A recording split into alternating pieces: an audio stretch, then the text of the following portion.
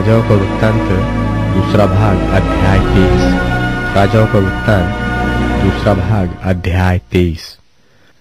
राजा ने यहूदा और यरूशलेम के सब पुरनियों को अपने पास इकट्ठा बुलवाया, और राजा यहूदा के सब लोगों और यरूशलेम के सब निवासियों और याजकों और नबियों वरन छोटे बड़े सारी प्रजा के लोगों को संग लेकर यहोवा के भवन में गया।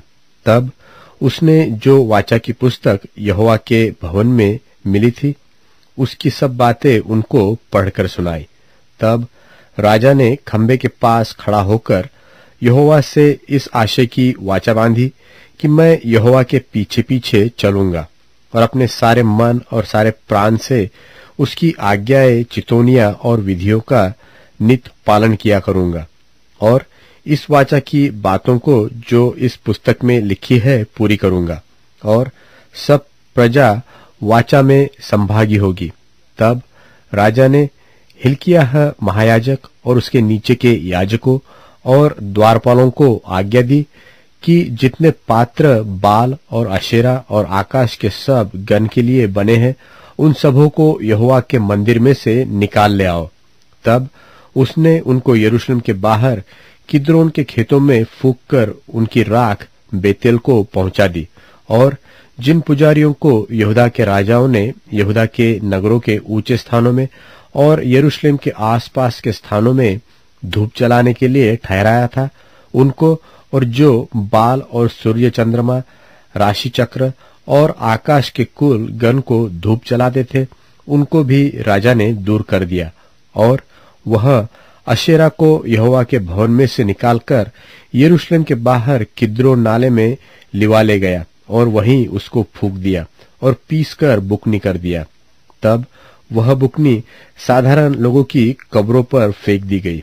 फिर पुरुषगामियों के घर जो यहोवा के भवन में थे, जहां स्त्रियां अशेरा के लिए पर्दे बुना करती थी, उनको उसने ढा दिया, और उसने यहूदा के सब नगरों से याजकों को बुलवाकर गेबा से बेरशेबा तक के उन ऊंचे स्थानों को जहां उन याजकों ने धूप जलाया था अशुद्ध कर दिया, और फाटकों के ऊंचे स्थान अर्थात जो स्थान नगर के यहोशू नामक हाकिम के फाटक पर थे और नगर के फाटक के भीतर जाने वाले की बाई ओर थे, उनको उसने ढा दिया।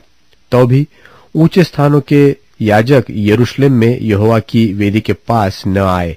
वे अखमीरी रोटी अपने भाइयों के साथ खाते थे।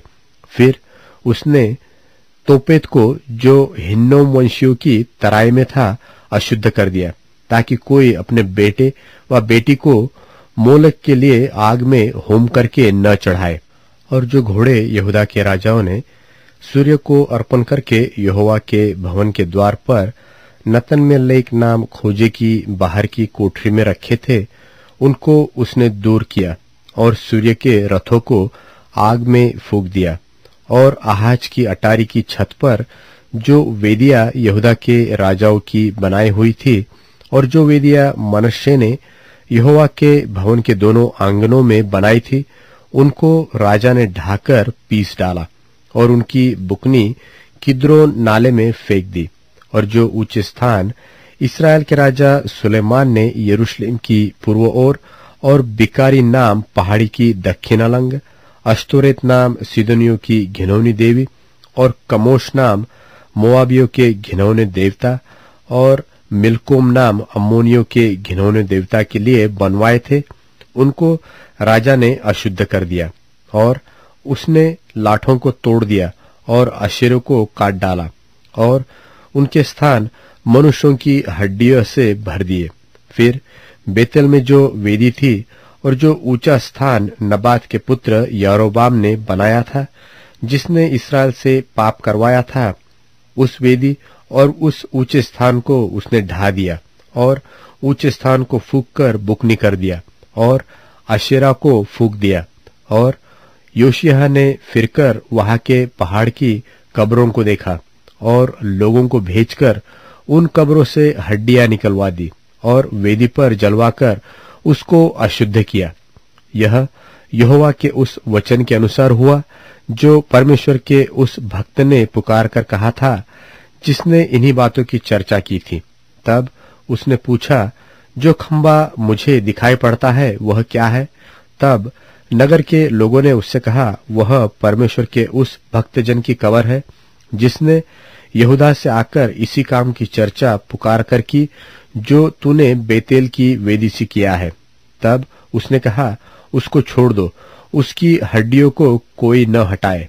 तब उन्होंने उसकी हड्डियां उस नबी की हड्डियों के संग जो शोमरोन से आया था रहने दी।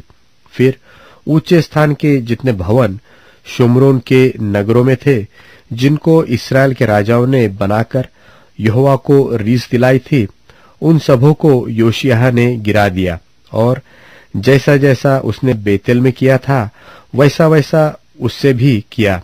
और उन ऊंचे स्थानों के जितने याजक वहां थे, उन सबों को उसने उन्हीं वेदियों पर बलि किया, और उन पर मनुष्यों की हड्डियां जलाकर यरूशलेम को लौट गया। योशिय्याह का उत्तर चरित्र। और राजा ने सारी प्रजा के लोगों को आज्ञा दी कि इस वाचा की पुस्तक में जो कुछ लिखा है उसके अनुसार अपने परमेश्वर यहोवा के लिए फसह का पर्व मानो। निश्चय ऐसा फसह न तो न्यायियों के दिन में माना गया था जो इस्राएल का न्याय करते थे, और न इस्राएल व यहूदा के राजाओं के दिनों में माना गया था। राजा योशिय्याह के 18वें वर्ष में यहोवा के लिए यरूशलेम में यह फसह माना गया। फिर ओझे, भूत सिद्धि वाले, गृह देवता, मूर्ते और जितनी घिनौनी वस्तुएं यहूदा देश और यरूशलेम में जहां कहीं दिखाई पड़ी, उन सबों को योशिय्याह ने इस मनसा से नाश किया कि व्यवस्था की जो बातें उस पुस्तक में लिखी थी, जो हिल्किय्याह याजक को यहोवा के भवन में मिली थी, उनको वह पूरी करे। और उसके तुल्य न तो उससे पहले कोई ऐसा राजा हुआ और न उसके बाद ऐसा कोई राजा उठा जो मूसा की पूरी व्यवस्था के अनुसार अपने पूर्ण मन और पूर्ण प्राण और पूर्ण शक्ति से यहोवा की ओर फिरा हो। तो भी यहोवा का भड़का हुआ बड़ा क्रोध शांत न हुआ, जो इस कारण से यहूदा पर भड़का था कि मनश्शे ने यहोवा को क्रोध पर क्रोध दिलाया था। और यहोवा ने कहा था, जैसे मैंने इस्राएल को अपने सामने से दूर किया, वैसे ही यहूदा को भी दूर करूंगा। और इस यरूशलेम नगर से जिसे मैंने चुना, और इस भवन से जिसके विषय में मैंने कहा कि यह मेरे नाम का निवास होगा, मैं हाथ उठाऊंगा।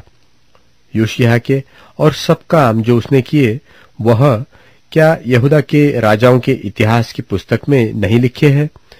उसके दिनों में फिरौन नको नाम मिस्र का राजा अश्शूर के राजा के विरुद्ध परात महानद तक गया, तो योशिय्याह राजा भी उसका सामना करने को गया, और उसने उसको देखते ही मगिद्दो में मार डाला।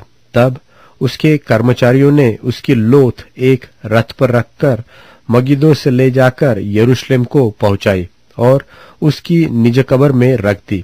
तब साधारण लोगों ने योशिय्याह के पुत्र यहोआहाज को लेकर उसका अभिषेक करके उसके पिता के स्थान पर राजा नियुक्त किया।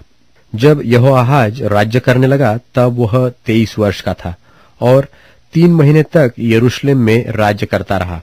और उसकी माता का नाम हमूतल था, जो लिब्नावासी इर्मयाह की बेटी थी। उसने ठीक अपने पुरखाओं के नाई वही किया जो यहोवा की दृष्टि में बुरा है। उसको फिरौन नको ने हमार देश के रिबला नगर में बांध रखा, ताकि वह यरूशलेम में राज्य न करने पाए। फिर उसने देश पर 100 किक्कार चांदी और किक्कार भर सोना जुर्माना किया। तब फिरौन नको ने योशिय्याह के पुत्र एल्याकीम को उसके पिता योशिय्याह के स्थान पर राजा नियुक्त किया और उसका नाम बदलकर यहोयाकीम रखा और यहोआहाज को ले गया।